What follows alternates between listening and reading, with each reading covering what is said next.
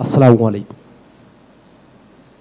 মাননীয় প্রধান উপদেষ্টা, অন্যান্য উপদেষ্টা মণ্ডলী, ঐক্যবদ্ধ কমিশনের মাননীয় সহসভাপতি, অন্যান্য সদস্যবৃন্দ এবং রাজনৈতিক নেতৃবৃন্দ, শুভেচ্ছা গ্রহণ করবেন। শ্রদ্ধার সঙ্গে স্মরণ করছি 24-এর সেই সব বীর শহীদদের, যাদের শাহাদাতের বিনিময়ে আমরা নতুন বাংলাদেশ বিনির্মাণের প্রায় দ্বার প্রান্তে পৌঁছে গেছি।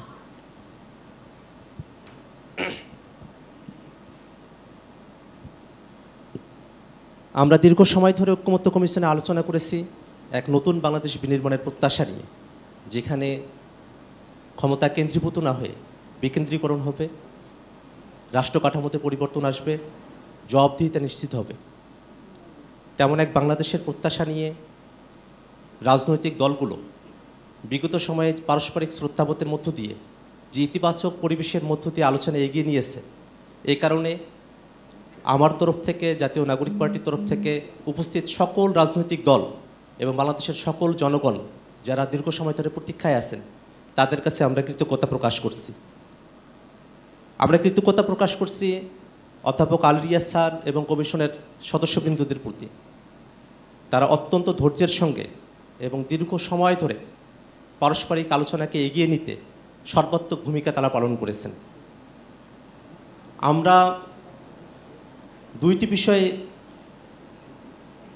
এই বিষয়গুলোতে আমরা আলোচনা করেছি, যার একটি অংশ ব্যাপারে আমরা একমত যে যেগুলো সংবিধানের সঙ্গে সম্পর্কিত নয়, সেগুলো এই সরকারের সময় থেকেই অর্ডিন্যান্স অথবা সরকারের এক্সিকিউটিভ অর্ডারের মাধ্যমে বাস্তবায়ন করা সম্ভবপর।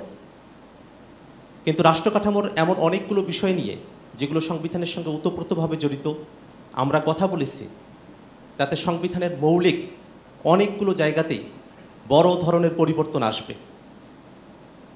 এত বড় ধরনের পরিবর্তন যে শুধুমাত্র সংশোধনের মধ্য দিয়েই সেগুলোকে টেকসই করা সম্ভবপর কিনা, সে আশঙ্কার জায়গাটি আমাদের মাঝে বিদ্যমান রয়েছে। যেহেতু বাংলাদেশে ইতিপূর্বেও হায়ার কোর্টে সংশোধনী চ্যালেঞ্জ হওয়ার মতো পরিস্থিতি তৈরি হয়েছে এবং সেগুলো বাতিল হয়েছে, সেক্ষেত্রে আমরা সংবিধানে যে মৌলিক পরিবর্তনগুলো নিয়ে এসেছি সেগুলোকে কিভাবে টেকসই এবং কার্যকর করা যায়, সেই ব্যাপারে রাজনৈতিক দলগুলোর প্রতি আমরা উদাত্ত আহ্বান রেখেছি পদ্ধতি বাতলে দেওয়ার ক্ষেত্রে।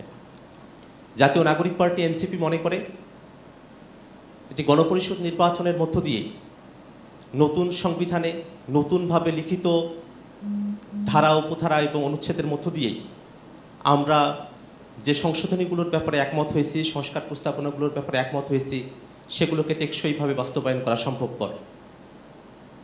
সেক্ষেত্রে অবশ্যই রাজনৈতিক দলগুলোর মধ্যে একটা ঐক্যমতের জায়গা আমাদেরকে পৌঁছাতে হবে। ঐক্যমত্য কমিশন দীর্ঘ সময় ধরে আলোচনা করেছেন, আমরা প্রায় শেষ প্রান্তে এসে পৌঁছে গেছি।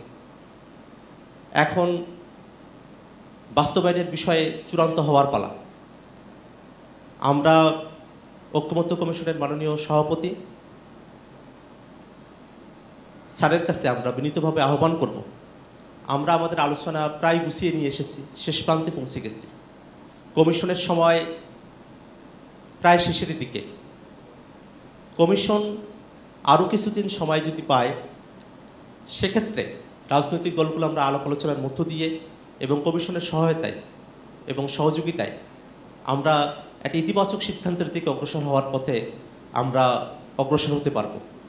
সেক্ষেত্রে কমিশনের সদস্যবৃন্দ এবং মাননীয় সভাপতির কাছে আমাদের বিনীত আহ্বান, কমিশনের সময় বৃদ্ধি করে বাস্তবায়নের পথকে নিশ্চিতভাবে সকলের কাছে প্রস্ফুটিত করে আমরা যেন এই কমিশনের কার্যক্রমকে সফলভাবে সমাপ্ত করতে পারি। আপনাদের সকলকে বিশেষ ধন্যবাদ। আসসালামু আলাইকুম।